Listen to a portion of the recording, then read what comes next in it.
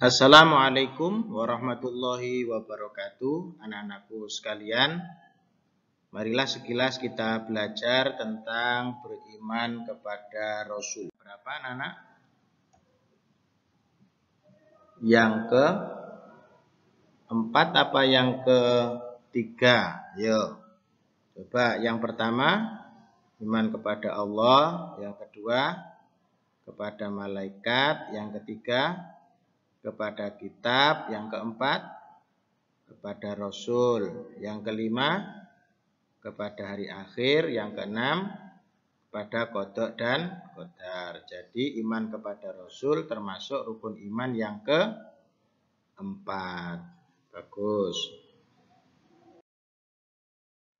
Nah, sekilas iman kepada Rasul yaitu yakin dan percaya bahwa Allah telah mengutus hamba pilihannya untuk mengajarkan kebenaran dan mengajak umat beriman kepada Allah Subhanahu wa taala.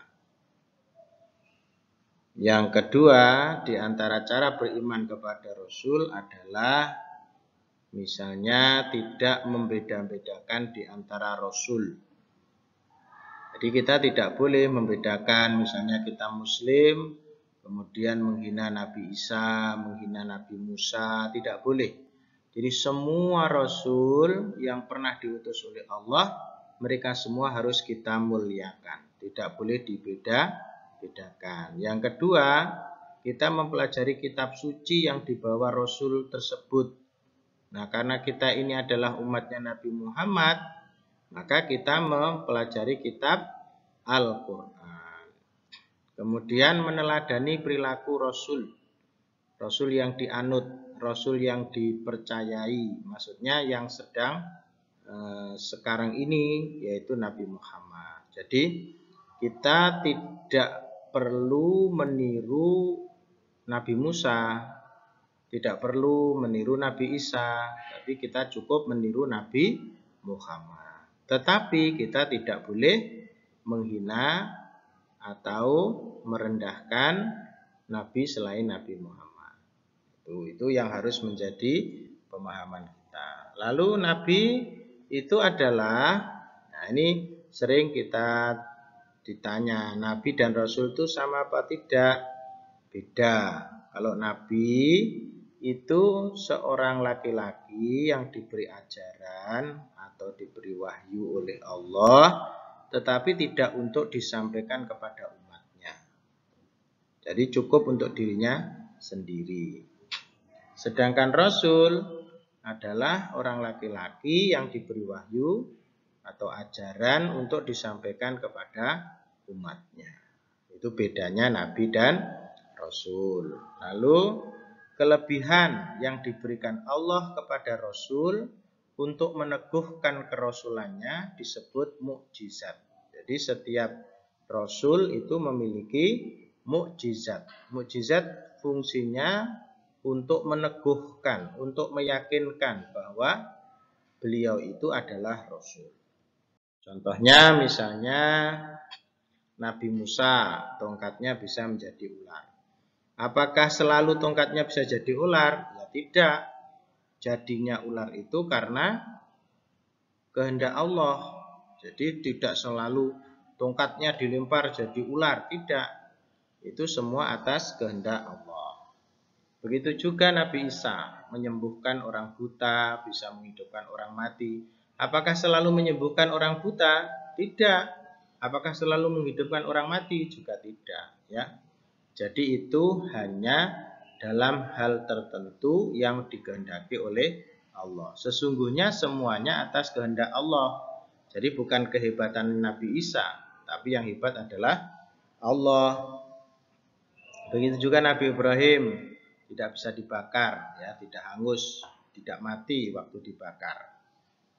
Kemudian Nabi Nuh bisa membuat kapal yang membebaskan dari banjir, ya, kapal yang sangat besar. Untuk ukuran teknologi saat itu sudah sangat luar biasa, ya. Nabi Muhammad, Al-Quran, mukjizat yang terbesar, bisa membelah bulan. Beliau juga bisa memancarkan air dari sela-sela jarinya seperti Nabi Musa, ya. Ini semua adalah atas kehendak Allah. Jadi sekali lagi jangan berpikir bahwa mukjizat itu adalah kelebihan yang bisa diulang-ulang.